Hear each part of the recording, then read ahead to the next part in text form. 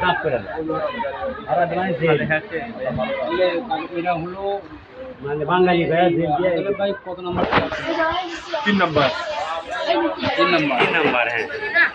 কালকে যখন আমরা জানাইছি যে আপনার পরিবার পাওয়া গেছে, তখন ভাইদের সব বলছি, কিন্তু এনামুল ভাই তো কিছু বলেন নাই আমাকে পরে মেসেজ দিছে যে আমার আর একটা ভাই ছিল, ছোট ছোট 2টা ভাই ছিল, একটাকে আমি কোলে নিয়ে আদর করতাম, আর একটা ভাই ছিল একটু বড়, এনামুল নাম ছিল, আর একটা কি নাম বললো, ইয়া নামে ডাকে।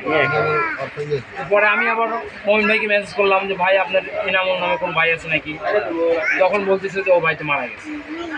এইটা আমি ওনাকে জানাই দিলাম, যেহেতু উনি জিজ্ঞাসা করতেছে যে আমার এনামুল ভাই তাহলে কোথায়, কারণ সব বাইরে খোঁজ পাইতেছে, ওই বাইরে খোঁজ পাচ্ছি না। ওনাকে জানাইলাম উনি মারা গেছে। হ্যাঁ, আমি জানাইলাম মারা গেছে।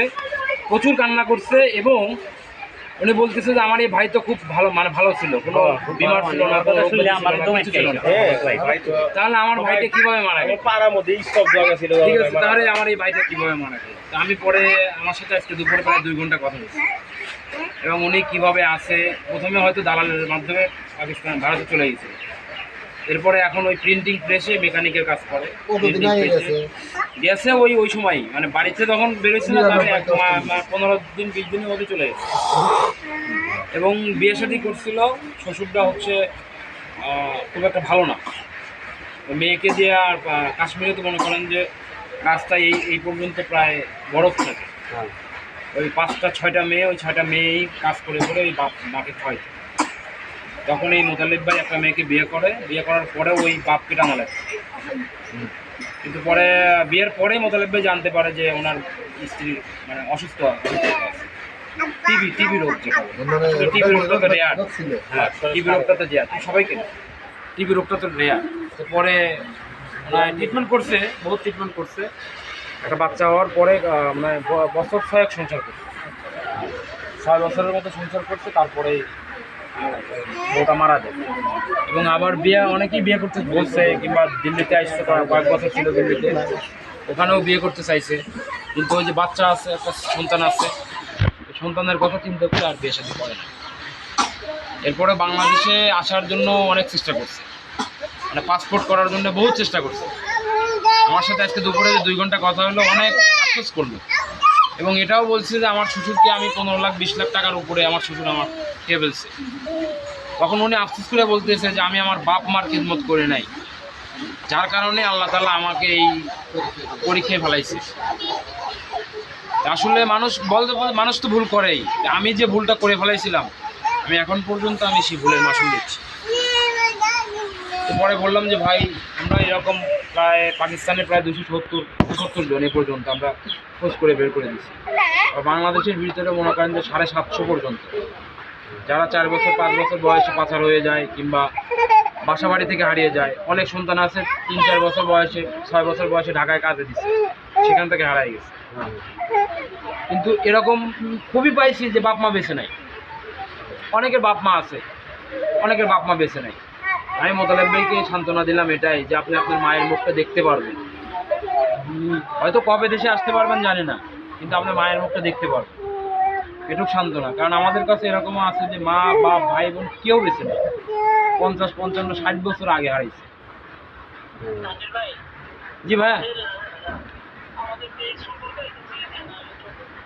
হ্যাঁ আমি কথা বলতেছিলাম তো ওই গুগল মিটে তো করতে পারলে বেটার হতো। তা মোতালেব ভাই তো গুগল মিট বুঝবে কি না, আমারই ভুল হয়েছে ভাই। আমি দুপুরবেলা যখন কথা বলছি তখন যদি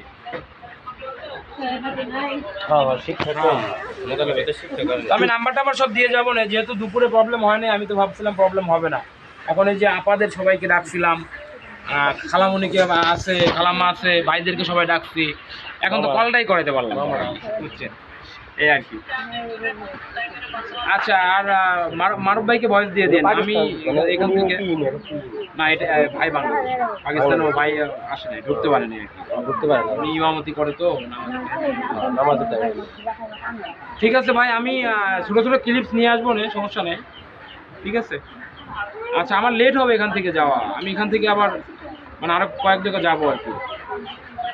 হ্যাঁ ঠিক আছে। না ভাই, ঈদের আগে ভাই আমার কাজের প্রচুর চাপ, আমার অফিসের প্রচুর চাপ। তারপরে যে ভাইদের রিকোয়েস্ট, সোমবারে ডেট দিচ্ছি, কিন্তু ভাইরা মানে এত ভয় দিতে কালকে রাত্রে 2টা পর্যন্ত।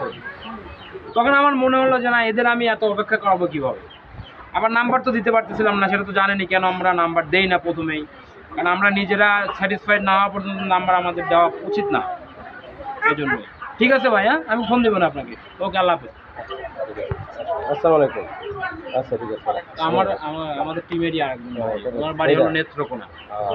আরও অনেকজন আছে। আর মনে করেন সারা বাংলাদেশে এই যে 700-800 মানুষকে বের করার কারণে সারা বাংলাদেশে আমাদের চেনে না এরকম খুব কম লোকে আছে।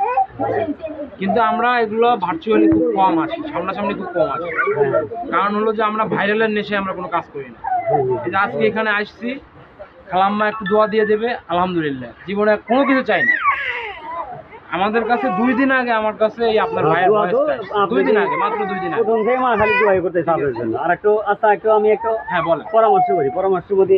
এই যে আপনারা যে লোকগুলা পাওয়ার পরে যদি অন্যান্য রাষ্ট্রে ওইটা আমরা একত্রিত করার কোনো আপনাদের ভূমিকা আছে কিনা? আমরা ইন্ডিয়া, পাকিস্তান থেকে ম্যাক্সিমাম সবাইকেই ফেরত নিয়ে আসি।